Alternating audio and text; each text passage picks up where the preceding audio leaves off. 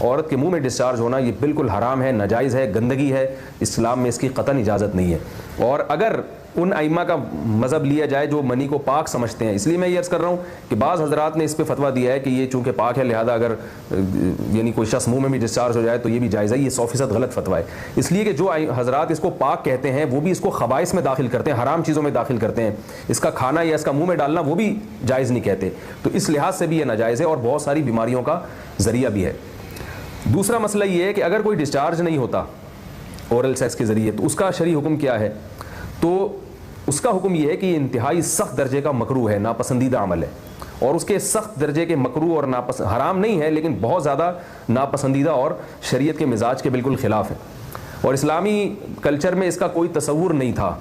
یہی وجہ ہے کہ فقہائے کرام کے ہاں اس چیز کا تذکرہ بہت ہی محدود پیمانے پر ملتا ہے. یہ اس کی علامت ہے کہ مسلمان معاشرہ اس چیز سے بالکل بھی واقف نہیں تھا کہ یہ کیا ہوتا ہے. تو یہ چیز غیروں سے آئی ہے, غیر مسلموں سے ہمارے معاشرے میں جو ان کی موویز دیکھ دیکھ کے, فحش فلمیں دیکھ دیکھ کے نوجوانوں میں اس چیز نے سرایت کیا, ورنہ یہ انسان طبی طور پر اس عمل سے بہت زیادہ نفرت کرتا ہے. کوئی بھی شریف الطبع آدمی ذہنی طور پر اس کے لیے تیار نہیں ہوگا. تو میں پھر بھی یہ کہہ رہا ہوں کہ بہرحال علماء اس کو ناجائز اور حرام نہیں سمجھتے, اس لیے کہ میاں بیوی ایک دوسرے سے جس طرح سے چاہیں استمتاع کر سکتے ہیں, لیکن سخت ناپسندیدہ بہرحال ہے اور مکروہ چیز ہے اور اس قابل نہیں ہے کہ اس کی حوصلہ افزائی کی جائے. یہ اس کے بارے میں ہے کہ جب یعنی جو ہے وہ ادخال کیا جائے اس فم کے اندر, اس جو ہے مرد اس میں باقاعدہ جو ہے وہ تلذذ حاصل کرے.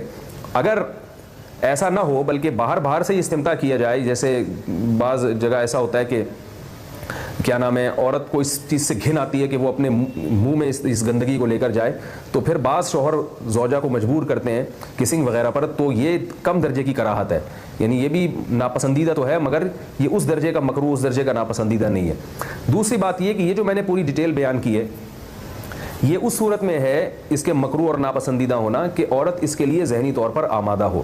یہ بات خوب یاد رکھیں, اگر عورت کو اس عمل سے گھن آتی ہے تو پھر مرد بیوی کو اس کام پر مجبور ہرگز نہیں کر سکتا, کیونکہ یہ نکاح کے جو ایگریمنٹ ہے, مقتضیات ہیں, اس کے خلاف ہے. یعنی یہ اس میں داخل نہیں ہے. عورت اپنے آپ کو ہم بستری سے تو نہیں روک سکتی, مرد جب چاہے گا بیوی سے ہم بستری کر سکتا ہے, عورت کو اجازت نہیں ہے, لیکن خاص اس عمل سے عورت مرد کو روک سکتی ہے اگر وہ ذہنی طور پر اس کے لیے آمادہ نہیں ہے. تو یہ تو میں نے اورل سیکس سے متعلق کچھ فقہی احکام بیان کیے ہیں. دوسری بات یہ, اس کا بھی مسائل پوچھے جاتے ہیں کہ بعض مرد اپنی زوجہ کو مجبور کرتے ہیں غیر فطری طریقے سے ہم بستری کرنے پر, پچھلے راستے پر ہم بستری کرنے پر.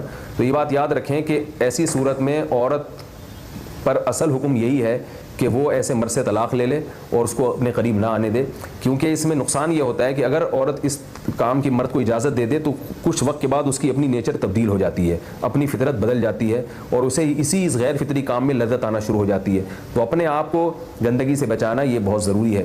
اور اگر وہ یہ سمجھتی ہے کہ طلاق کے بعد اس کے دوبارہ نکاح نہیں ہوگا, اس کی زندگی تباہ نہیں ہوگی, تو پھر سخت مجبوری میں اگر مرد اس کو دھمکیاں دیتا ہے مارنے کی یا طلاق کی, تو ایسی مجبوری میں پھر اللہ کی رحمت سے امید ہے کہ گناہ صرف مرد کے کندھوں پر ہوگا. شوہر کی خواہش پر آئی بروز بنانا, اگر شوہر کی خواہش ہو تو کیا بیوی کے لیے آئی برو بنانا جائز ہوگا؟ مسز خان کراچی سے, نہیں جی جائز نہیں ہے. نبی صلی اللہ علیہ وسلم نے لعنت فرمائی ہے ان عورتوں پر جو اپنی جو آئی بروز ہیں, بھویں ہیں, ان کے بال نوچتی ہیں, چونکہ یہ تغییر خلق اللہ ہے, اللہ کی تخلیق کو بگاڑنا ہے. تو حرام باتوں میں شوہر کی اطاعت جائز نہیں ہے. البتہ کسی خاتون کی آئی برو بالکل ایک عام معمول سے ہٹ کر ہو, بہت ہی زیادہ بھدی ہوں جیسے کہ جو عام طور پر ہوتی نہیں ہے, تو اس کو اتنا کر لینا کہ وہ نارمل بن جائے, اس میں حسن پیدا ہو جائے وہ نہیں, لیکن نارمل کنڈیشن میں آ جائے, تو اس کی گنجائش ہے. لیکن یہ بہت کم عورتوں میں ایسا ہوتا ہے. یہ میں اس لیے وضاحت کر رہا ہوں کہ ایسا نہ ہو کہ خواتین, ہر خاتون یہ سمجھیں کہ جی میری کیونکہ آئی برو جو ہے وہ باریک نہیں ہے, موٹی ہیں, تو میں نوچنا شروع کر دوں. تو نارملی ایسا ہوتا نہیں. بہت ہی زیادہ کسی کی بھدی ہو تو ایک الگ بات ہے. عورت کے لیے گھر میں سر کھلا رکھنے کا حکم. بنت عبداللہ, اتر پردیش, انڈیا سے. اتر پردیش یو پی, جہاں ہمارے باپ دادا بھی یو پی سے ہی آئے ہیں, سنسار پور سے.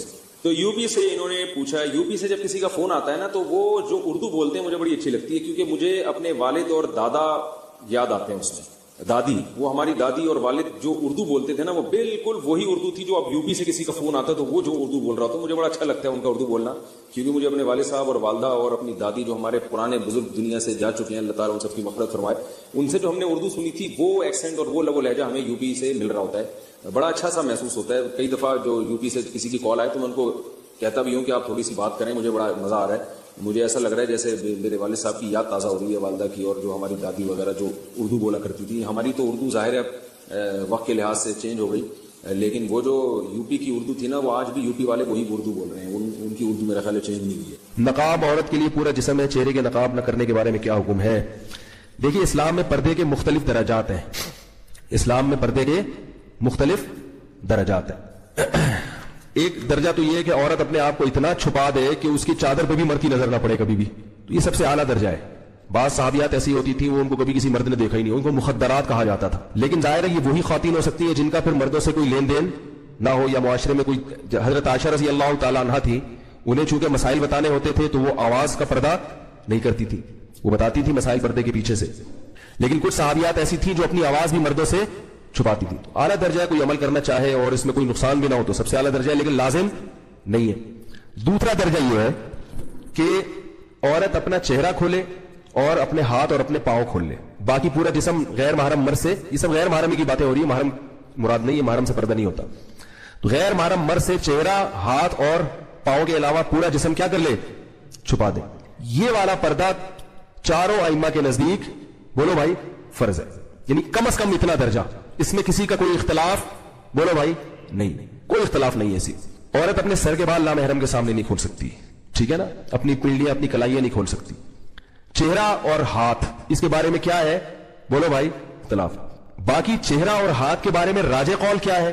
تو دیکھیں راجح قول یہ ہے کہ چہرے کا پردہ جوان عورت پر ضروری ہے، مگر وہ چہرہ سطر میں داخل نہیں ہے. سطر کا مطلب یہ ہوتا ہے جیسے ناف سے لے کے گھٹنے تک مرد کے لیے چھپانا ہر حال میں کیا ہے؟ ضروری ہے نا، چاہے کسی کو فتنے کا اندیشہ ہو یا نہ ہو. یہ وہ ایریا ہے جو آپ نے بہرحال چھپانا ہے. اس کا کسی کے سامنے کھولنا مجبوری کے بغیر، علاج کے لیے ایک الگ بات ہے، عام حالات میں کسی کے سامنے کھولنا بھی بالکل کیا ہے؟ حرام ہے، جائز نہیں. تب یہ جو ریسلنگ آتی ہے اس کو کیوں غلط کہتے ہیں بھائی؟ یہ نیکرے پہن کے. ایک لڑکے ہمارے شاگرد فٹ بال کھیلتے تھے، کہ یار اس میں کیا ہے؟ میں نے کہا فٹ بال کھیلو لیکن کپڑے کیا ہونے چاہیے؟ گھٹنے آپ کے ڈھکے ہوئے ہونے چاہیے. تو یہ مرد کے لیے سطر ہے. تو عورت کے لیے چہرہ، ہاتھ اور پاؤں کے علاوہ کا جو ایریا ہے نامحرم کے لیے وہ کیا ہے؟ سطر ہے. اس میں فتنے کا اندیشہ ہو یا نہ ہو، جوان عورت نے بہرحال وہ بولو بھائی چھپانا ہے. بوڑھی عورتوں کو کچھ چھوٹ دی ہے شریعت نے، لیکن جوان عورت نے، اور 50 سال کی عورت بھی یاد رکھو جوان ہوتی ہے. بعض لوگ جوان کا مطلب کہتے ہیں کہ 19 سال کی ہو، جب تک بالکل اس کو اتنی چہرے پہ جھریاں نہ آ جائے کہ استری کرنے کی باقاعدہ ضرورت پڑ جائے، اتنی جب تک جھریاں نہیں آتی وہ کیا سمجھی جاتی ہے شریعت کی نظر میں؟ جوانی. اتنی زیادہ اس میں اٹریکشن ختم ہو جائے کہ کسی کو پیسے بھی دونا تو وہ شادی کرنے کے لیے تیار ہو. جیسے ایک چٹکلا ہے، ٹائم ہے سنا دوں. وہ ایک آدمی کی شادی ہوئی، اس نے بغیر دیکھے شادی کی. اس کو بتایا گیا بھائی بڑی حسین دلہن ہوگی. جب اس نے دیکھا تو وہ تو بالکل ہی بہت ہی بیچاری بدصورت تھی. تو قاضی صاحب نے نکاح پڑھایا. تو اس نے قاضی صاحب سے پوچھا جی آپ کی نکاح پڑھانے کی فیس کتنی ہے؟ قاضی صاحب نے کہا جتنی اچھی تمہیں دلہن لگ رہی ہے نا اتنے پیسے دے دو. بھائی پہلی رات میں دلہن تو سبھی کو اچھی لگتی ہے نا. قاضی صاحب کا خیال تھا 1-2 کروڑ روپے تو ملیں گے لازم. جتنی اچھی تمہیں دلہن لگی ہے اس حساب سے کیا کرو، نکاح میں نے پڑھا ہے، اس دلہن کو حلال میں نے تمہارے لیے کیا ہے تو مجھے ظاہر ہے تگڑی رقم ملنی چاہیے. جیسی تمہیں دلہن دلائی ہم نے، یعنی تمہارے لیے حلال کی ہے نکاح پڑھا کے، تو اس حساب سے کیا ہونا چاہیے؟ ہمارا کمیشن ہونا چاہیے. تو اس آدمی نے کیا کیا؟ 10 روپے پکڑا دیے. کیا کیا؟ قاضی صاحب کا منہ لٹک گیا، یار یہ کیا؟ تو اس نے کہا کہ بھائی قاضی صاحب آپ بھی ذرا گھونگھٹ ہٹا کے دیکھ لیں. قاضی صاحب نے جب گھونگھٹ اٹھا کے دیکھا 5 روپے واپس کر دیے. بولے 10 روپے بھی آپ کیا کر رہے ہو؟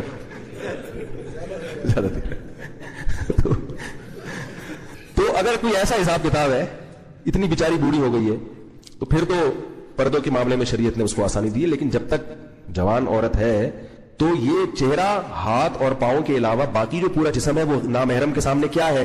سطر ہے. اس میں یہ نہیں ہے کہ فتنے کا اندیشہ ہے یا نہیں، وہ بہرحال نامحرم سے ہر صورت میں چھپانا ہے. اور نماز بھی اس کے بغیر نہیں ہوگی. نماز میں اگر سر کے بال کھل جائیں، پنڈلیاں کھل جائیں تو نماز نہیں ہوتی.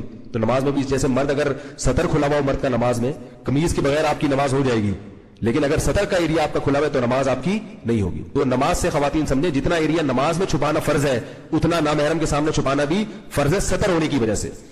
باقی چہرہ، ہاتھ اور پاؤں اس کا سطر سے تعلق نہیں ہے، اس کا تعلق ہے حجاب سے. حجاب کہتے ہیں پردے کو، یعنی اس کو اس لیے نہیں چھپانے کا حکم کہ یہ سطر ہے. اگر اس لیے حکم ہوتا تو نماز چہرہ کھول کے عورت کی نہ ہوتی.